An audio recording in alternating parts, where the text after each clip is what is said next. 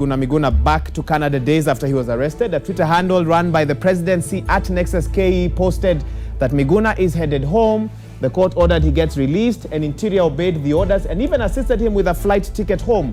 Please note, he renewed his Canadian passport on the 16th of June 2017, the tweet read. We also have a tweet by Mwenda Njoka, who's the spokesperson on behalf of Interior, that also should be coming up on your screen.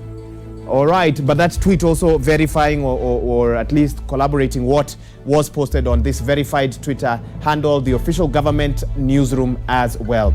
There we go. Mwenda Njoka, Miguna denounced his Kenyan citizenship years back, acquired Canadian citizenship, and never bothered to reclaim Kenyan citizenship in the legally prescribed manner. Neither did he disclose that he had another country's citizenship, despite being a lawyer who should have known better. Of course, this has caused a lot of controversy, and we want to talk to an advocate of the High Court, Nelson Harvey, to get more details about this. I trust we have Wakili on the line. Good morning, Wakili. Good morning. How are you? Fine, thank you. Thank you for finding time for us. Very quickly, your tweet yesterday, the first indication of what was about to happen, that Miguna Miguna was going to be deported. What additional information do you now know about those events? Well, we can only say that he must have now landed in England en route to Canada. Now, it must be understood that before this decision was taken yesterday, yes, Miguna was still in the custody of the court, because the court in Kajiado, where he had been arraigned unlawfully, notwithstanding an order for his release on cash bail, had directed that Miguna be brought to Milimani Commercial Law Court by 3 p.m. Now, the court and the lawyers, together with members of the public, were waiting in the court from 3 all the way to 6, and Miguna had not been brought in court. That's right. The state counsel from the director of public prosecution, together with the policeman in charge, kept on taking us in circles, indicating that he'll be brought in a minute, until it reached a point in time that we came to the conclusion that this was headed nowhere. The judge made a penultimate order suspending all proceedings wheresoever found against Miguna until such a time as the IG and the DCI will have complied with the order for his production. Now, the court said we go back today at 11. That's correct. a.m. Now, as we left court, we got intel that he had been moved to Jomo Kenyatta, and he was being deported, a fact that was later confirmed. Okay. And I can assume, of course, that you have not had a chance to talk with him, even though we saw some message circulating on social media where he talked about he has been put on a flight to Amsterdam. They seized his passport, drove him to the runway at JKIA from 6 p.m. Can you verify, was that message by Miguna? Have you managed to talk to him at all or seen a message from him? No, we haven't talked to him because he was in the plane at that particular point in time, but we can confirm that message has come from him because we've been able to verify from other sources. I've spoken to his brother, yes, in from South Africa yesterday morning, and it is confirmed that indeed that message has come from Dr. Miguna Miguna. So as his lawyer, what are his options now? What are his legal options moving forward? This is a simple, straightforward manner that the government of Uhuru Kenyatta is treating as if a complex matrix. Miguna Miguna was born Kenyan. He was issued with a Kenyan national ID. When he fled the country in 1986, he went to Canada. But when Moi left power, he came back to Kenya, and he was issued with a Kenyan passport. Now, yesterday, the government purported to suspend his passport, giving him 21 days within which to return it. Now, how can you claim somebody is not a Kenyan citizen, yet you issued him with a passport? You purport to have suspended that passport. This individual was a high-ranking official in the government during the Grand Coalition government. The same individual was allowed to run as governor of Nairobi in the elections that were held last year. At what point in time did the government realize that Miguna was in this country legally? When did they realize that he had not sought readmission as a Kenyan citizen? All this does not add up. And more importantly, this is a country that is ruled by law. In the event that they had any query about Miguna's nationality, then they ought to have notified him, they ought to have given him a hearing. And to the extent that this was not complied with, it is now incumbent that we'll have to move to court to challenge that decision. We cannot have a country that is deporting its citizens. Where will they deport some of us? Will they deport us to Kakamega or Siaya? That is turning logic over its head. What do you expect today at 11 o'clock? We know that Justice Luka Kimaru is expecting Miguna to be produced at the courts at 11 a.m. That obviously won't happen now. So what do you expect to see happening in court? Well, Miguna is out of the jurisdiction, so there's very little that the court can do about his personal appearance. But over and above the order for personal appearance, the court had made a directive that the IG, Boynet Joseph, together with Mr. Kinoti, the DCI, appear in person together with the last individuals within the police force who were seen with Miguna, so that they explain why they contravened a court order. So notwithstanding the fact that Miguna, and I don't think Miguna has been deported, Miguna has been forcibly exiled, because you can't deport your own national. So notwithstanding that transgression on the part of the government, they still have to explain why they did not comply with a court order. And we'll have to push this to its logical conclusion.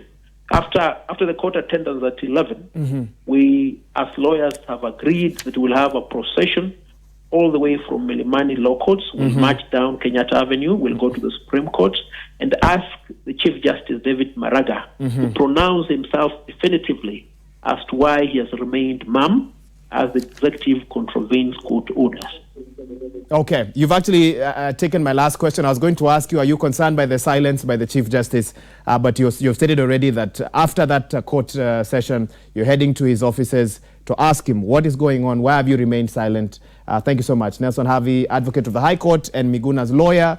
And of course, finally, what would it take for Miguna to come back to Kenya, to be allowed back in? Help us just understand the legality of all this, because you say he has not been deported, he has been forcefully exiled.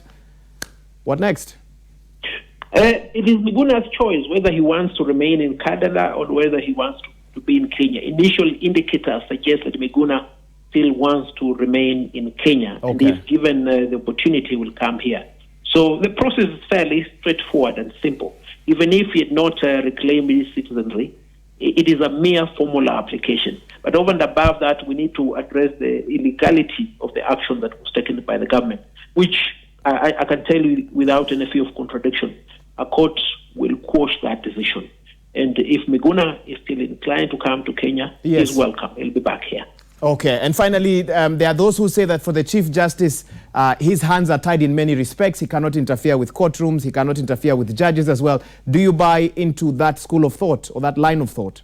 No, absolute nonsense. Immediately after the delivery of the decision by the Supreme Court in respect of the 8th August election, when the executive was giving threats to the judiciary, the entire Judicial Service Commission came out and made a statement in respect of the preservation of the independence and the authority of the judiciary.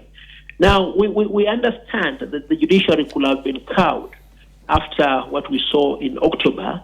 But you see, we are Kenyans. We cannot be cowed. Where will we run to? Muranga has to be bold enough. The entire Judicial Service Commission has to stand behind him. They need to take the podium outside the Supreme Court and address the nation on this issue, because we cannot have a situation whereby the judicial arm of the government is issuing orders and the executive does not comply with those orders. Okay. Thank you so much, Nelson Harvey, advocate of the High Court, and Miguna Miguna's lawyer, for that update, just for letting us know and giving us more details about an event from which you actually started tweeting about last night and, of course, has caught the nation by storm. Now, for you watching, I want to quickly take you through what the last couple of days has been for lawyer Miguna Miguna. He's self-declared NRM general is what many have called him, and also he was a former gubernatorial candidate in Nairobi County. Let's start on Friday. That was the 2nd of February. When police raided Miguna's home and broke in armed with a search warrant. That was at 6 a.m. At 9 a.m., he was arrested from his home, driven to DCI headquarters in Kiambu Town, and then to Githunguri Law Courts. Thereafter, at 11 a.m., he's taken to the Githunguri police station. all of this happening much without the knowledge of members of the press who are trying to keep up with all this. At 12 noon, Justice James Wakiaga rules that Miguna Miguna should be released on a cash bail of 50,000 Kenya shillings and directs that he appears before him on the 5th of February. That was to be on Monday. But this doesn't end there, because in the next 2 hours, officers at the Githunguri police station gave Miguna his mobile phone. That's 2 hours later. Let's take a look at the next slide.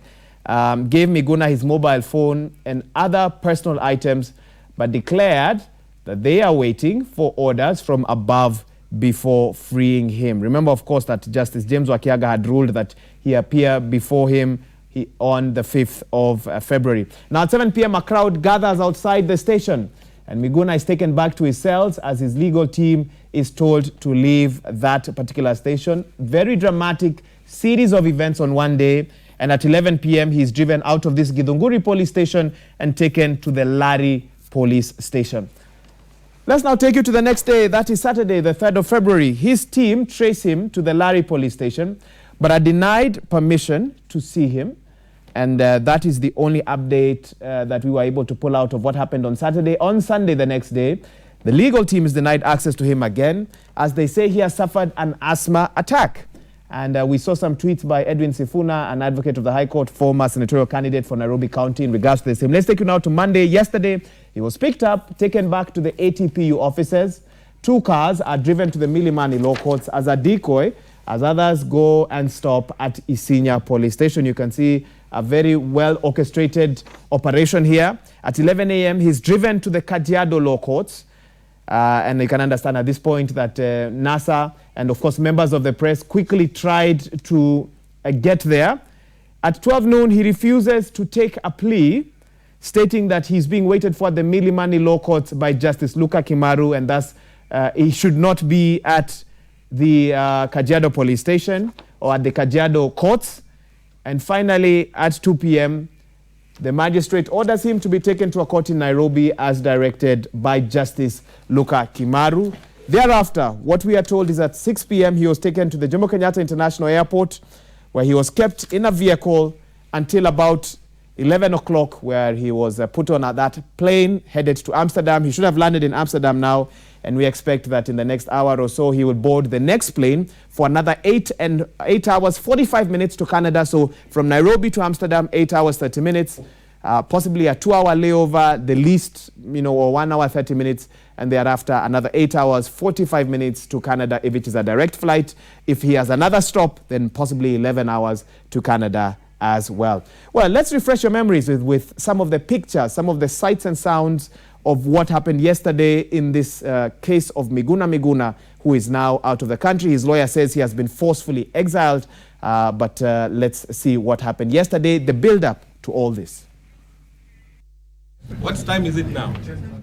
The wait for Miguna Miguna was long at the Milimani courts. His whereabouts by this time were unknown.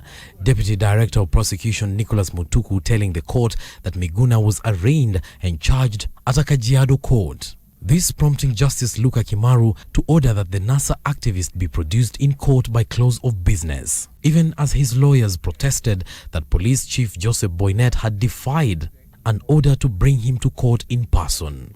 Lawyers waiting late into the evening for police to produce Miguna. And when all failed, the judge issued fresh orders to the Director of Criminal Investigation George Kinoti and Head of Flying Squad Said Kibet to personally present Miguna before him Wednesday before 11 a.m. This is a violation of my right as the Constitution. The Constitution is very clear. I've been held incommunicado for 5 days without access to counsel, without access to family, without access to anything. Earlier in Kajiado, Miguna Miguna declined to take plea, saying that his case was being handled by the High Court in Nairobi. Police are seeking to charge him with consenting to the administration of an illegal oath to commit a capital offense, namely treason, taking part in unlawful assembly, and engaging in organized criminal activity. Miguna's detention sparking sharp reaction from angry NASA supporters in Ahero, Kisumu County. The aftermath of a heated demonstration that is reported to have caused the death of 4 people. Trucks were set ablaze, as police officers patrolled the streets to prevent further distractions. In Kisumu town, residents took to the streets to protest what they termed persecution of Miguna, police lobbing tear gas canisters to disperse the protesters.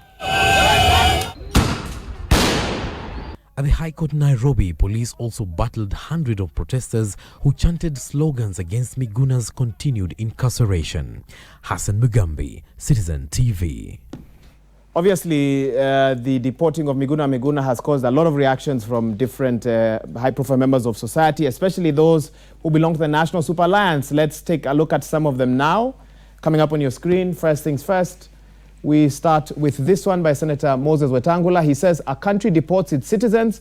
What a foolish act. It's against our constitution, international law, UN conventions, and against common sense." So one of the NASA co-principals, Senator Moses Wetangula. Babu Owino, Member of Parliament in Bakassi East. "We as NASA MPs failed you, our National Resistance Movement General Miguna Miguna. Kindly accept my apology."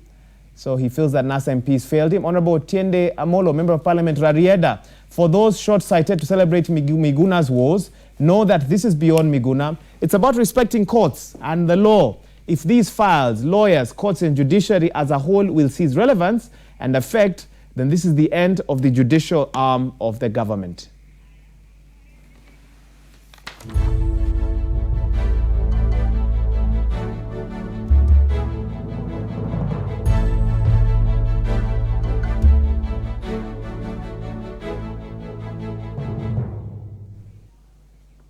All right, we're not done with that topic just yet. We'll be coming back to give you more updates regarding the deportation of Miguna Miguna, a lawyer, former gubernatorial candidate, Nairobi County, and of course, a self-declared NRM general who has now been taken out of the country. Well, these are some of the other big stories you can expect in the course of today's broadcast. Of course, 8 days since the government shut down Citizen TV and Inoro TV, the two stations remain off-air. Despite a court order to restore broadcasts, no explanation has been given for this continued state of affairs.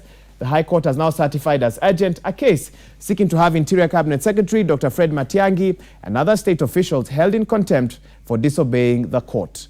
For now, you'll have to continue watching our programming on YouTube, our website, www.citizentv.co.ke, and on our View Sasa app. Meanwhile, last night, the Nairobi County government started a 4-day operation where they will pick up street children from the Central Business District and start their rehabilitation. The last time this happened, according to our records, was in January 2017, when the Kidero-led county government picked up at least 2,000 street children in the same manner.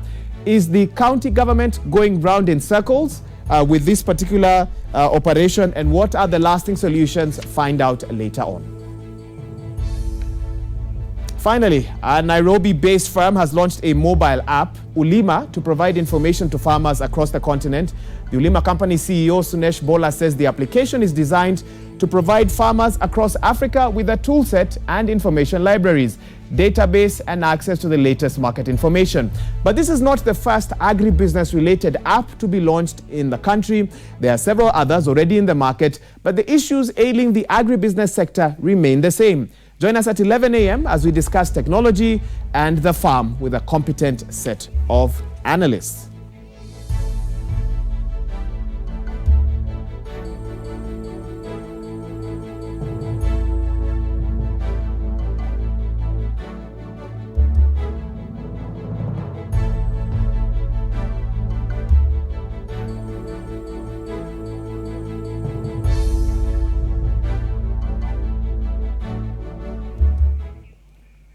Now, former Education CEC Erastus Karanja will fly the Jubilee flag in Rogoro Ward in Nyeri after beating 6 other contestants in the Jubilee primaries that were held yesterday.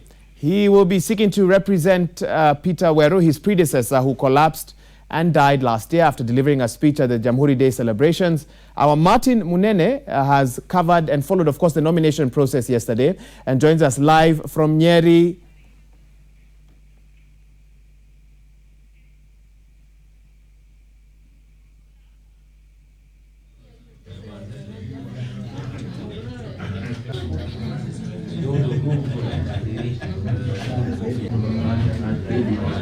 I do declare Murioki Karaja Erastus Erastus the winner with 2,541 votes.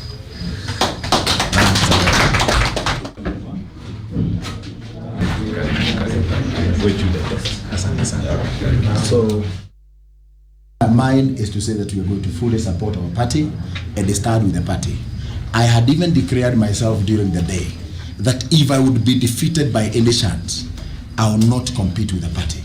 I will just agree and then I support the winning candidate.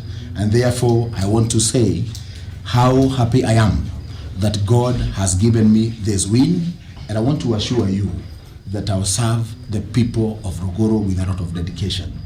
In the past, in every capacity that I have served, I have always done my best. Martin Munene, good morning. Of course, you'll be giving us an update from Nyeri County. You followed this nomination process closely. Tell us a little bit about Murioki Karanja Erastus, the Jubilee nominee for the Rogoro ward. All right, very good morning to you, Wahiga Maura from Nyeri County. And like you rightly put it, yesterday the nominations took place in Rogoro ward. And of course, we were there right from the morning till around 10 p.m. in the evening when the results were actually declared. This man Karanja garnered 2,541 votes out of the 6,700 votes that were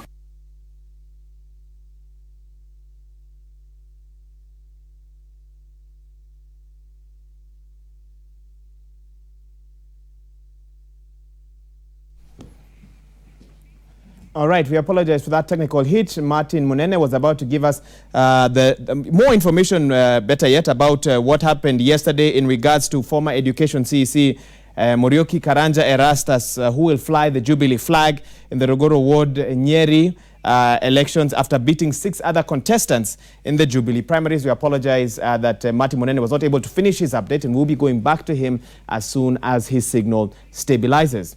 Well, the country is staring at a power crisis as the government announced that the Masinga Dam will be closed because of low rains that will continue in the next 2 weeks.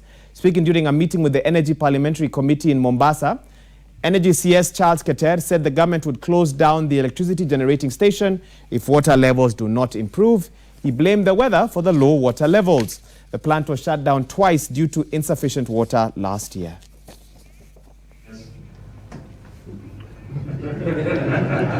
Seriously taken this induction course seriously, the issues that will be arising. We understand we want to have what we call standalone generators, but we also want to bring in wind where it is available and also solar so that we can minimize the amount of fuel that we are using in those off-grid areas. These are the ones, by the way, even if we say that we completely shut off the thermal power plants, we still have to use fuel in these off-grid areas. The tanks in Mombasa, we will build new tanks so that we have more fuel coming in and being able to be stored in Mombasa. Currently, of course, we have a lot of ships waiting because we don't have enough space in Mombasa. And again, we'll be able to reduce maybe another 40 cents per litre just by building this tanks. The Ministry of Energy will play a very important role, Chair. As you mentioned, we're an enabler in terms of the manufacturing sector, housing, universal health care. And so far, the list which we have gotten from the Ministry of Health, we have electrified most of the hospitals which we were given. We are working towards waiting for the Ministry of Industrialization so that we can also provide power at the affordable cost, which is about 5 cents. It's not easy, but we have to work. Therefore, your support is really required in terms of the budget. We are working, I think if you see, for the past so many years, the investment in the energy sector has been very low, but we are thankful. For the last about 5 years, we've received quite enormous support. All right, let's now try to take you back to Martin Munene in Nyeri County. We apologize for that technical hit. Martin, we lost you at some point. Let's listen in as the governor of Nyeri County speaks to our correspondent on the ground. As a church, and like all of you,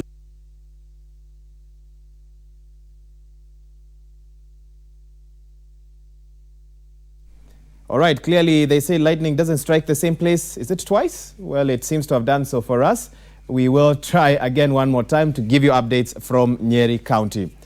Well, a third-year student pursuing a degree in software engineering in Muranga University's College of Technology has committed suicide after a dispute with her lover. The 22-year-old is reported to have taken poison after he split with the girlfriend of 3 months. Fellow students say the girlfriend to the deceased asked that she be given time to attend to her ailing mother. The student died while receiving treatment at the Muranga County Referral Hospital. Police are probing the incident.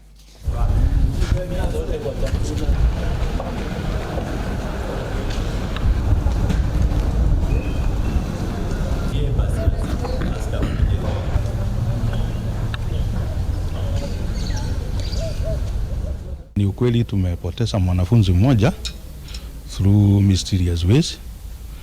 Ripoti ni kwamba alicommit suicide. Sababu ya kujiua bado haijajulikana, lakini kuna fununu ya kwamba alikuwa na mambo ya uhusiano wa kimapenzi. Ingawanje sasa tumealika polisi, wamechukua hatua na sasa wanaendelea na uchunguzi wao. Hata hivyo tumejaribu kuongea na wanafunzi, tumewaonya mambo ya mapenzi kwa shule na tunawatahadharisha waendelee na masomo, washughulike na mambo ya kimasomo, wasijiingize na mambo ambayo yanawaletea shinda mpaka wanashindwa kumaliza masomo yao ama wanapata majanga kama haya. Well, we now want to take you to Kwale County, where Nikki Gitonga is on standby. Quite a reaction in Kwale County because tuk-tuk drivers are seeking to hike their fare. And of course, I'm sure that has not been received well by the residents of that county. Nikki, give us the reasons why they see it fit to hike their fare. And of course, what sort of reactions you're getting from residents there. Thank you, Waiga. We are getting you live from Ukunda in Kwale County. As we have just said that tuk-tuk, this is one of the mode of transport here where most of the residents normally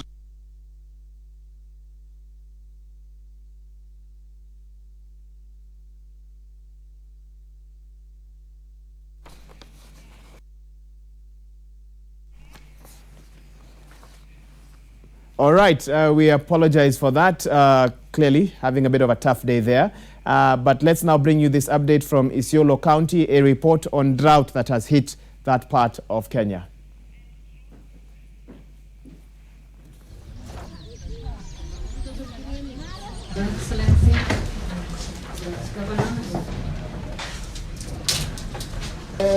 If we look at the agriculture generally, is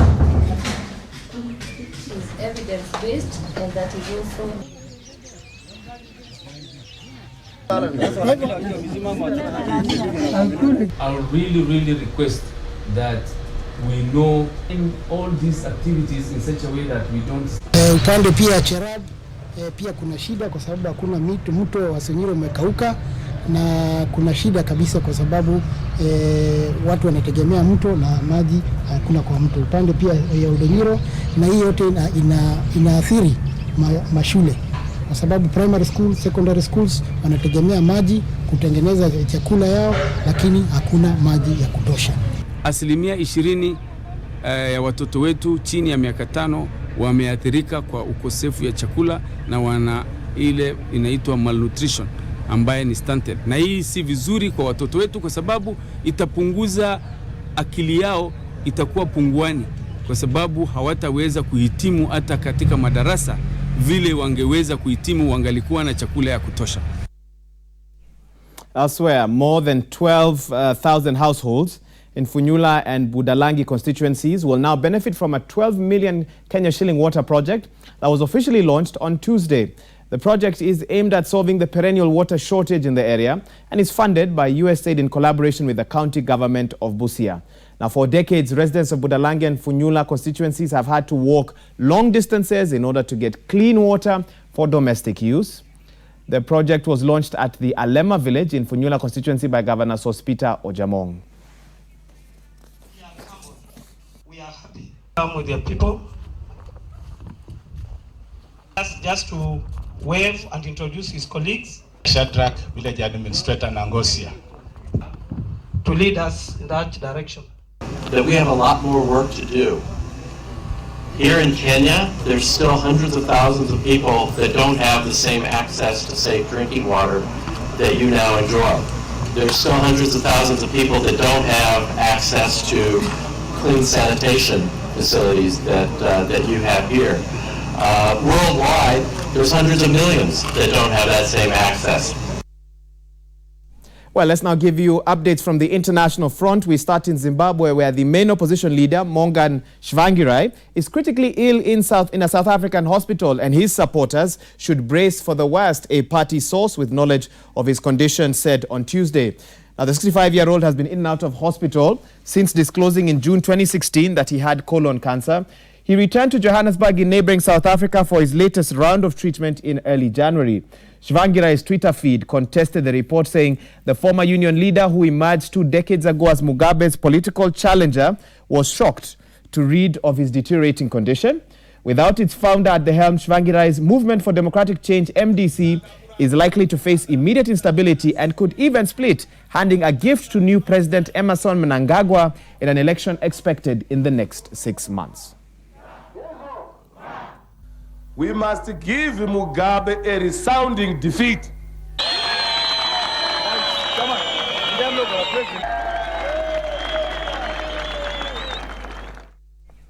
Well, we wish him a quick recovery, but we stay in the southern part of Africa, where the Speaker of South Africa's Parliament, Baleka Mbete, said yesterday that the President's State of the Nation address, which had been scheduled for Thursday, would be postponed, piling added pressure on embattled President Jacob Zuma. Zuma, whose presidency has been marred by corruption scandals and economic decline, has been in a weakened position since he was replaced as the leader of the ANC by Deputy Leader Cyril Ramaphosa in December. The ANC has called a special meeting of its decision-making National Executive Committee, NEC, for today. And he will... in Cape Town, some analysts have said some members of the party could call for Zuma to resign. Facing a no-confidence motion in Parliament set for the 22nd of February, Zuma has survived several attempts to oust him in the past. But this time round, a significant part of the ANC wants him to step down well before his second term ends mid-next year.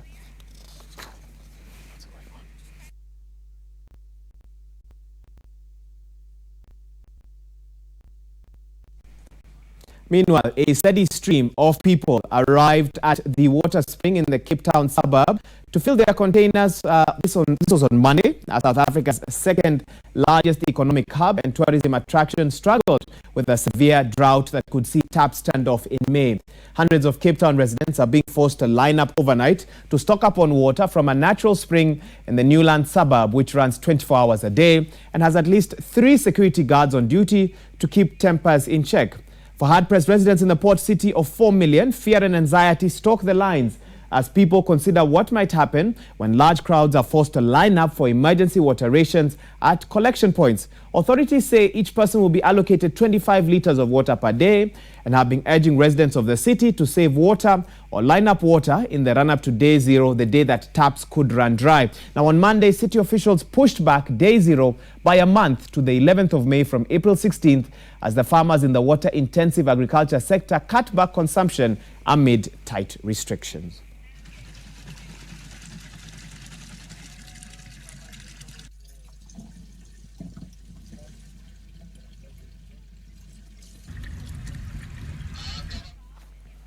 Meanwhile, 2 people were killed and more than 100 injured in a 6.5 magnitude earthquake which jolted waters near Taiwan's Hualien County yesterday. According to the China Earthquake Network Center, the epicenter was monitored at 1113 degrees north latitude and 121.71 degrees east longitude with a depth of 11 kilometers. The earthquake was felt across Taiwan, and some buildings and roads in Hualien in eastern Taiwan were damaged. The quake caused the Marshall Hotel in Hualien to cave in, and we've seen some of those pictures on our screen. 3 people were trapped in the building, and a highway from Suao to Hualien was temporarily closed. Since February 4th, it's important to note about 100 notable earthquakes have jolted this area. Taiwan's earthquake experts say more quakes might happen in the coming weeks.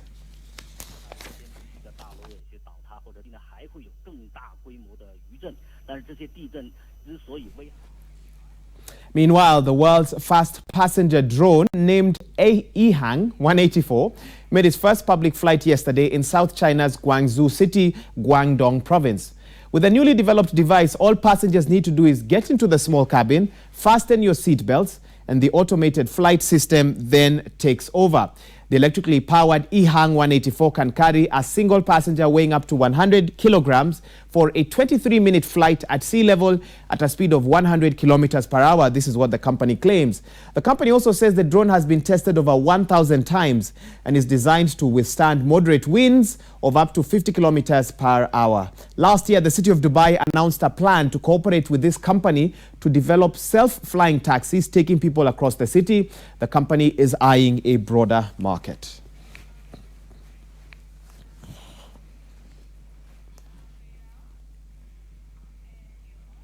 The Maldives, ordinarily known as a tourist destination, but yesterday its president, Abdullah Yamin, declared a state of emergency, ordering security forces into the Supreme Court and arresting a former president in moves the opposition has called as a purge in the Indian Ocean island nation. Arrested Supreme Court judges were seen being escorted by troops of police to jail by sea and on land. As midnight approached, roads leading to the Supreme Court had been barricaded. At one spot, police with batons charged protesters to disperse them. China, the United States, and India issued travel advisories for the Maldives. This is a country of 400,000 people, known as a beach paradise for tourists that provide most of its foreign currency revenue.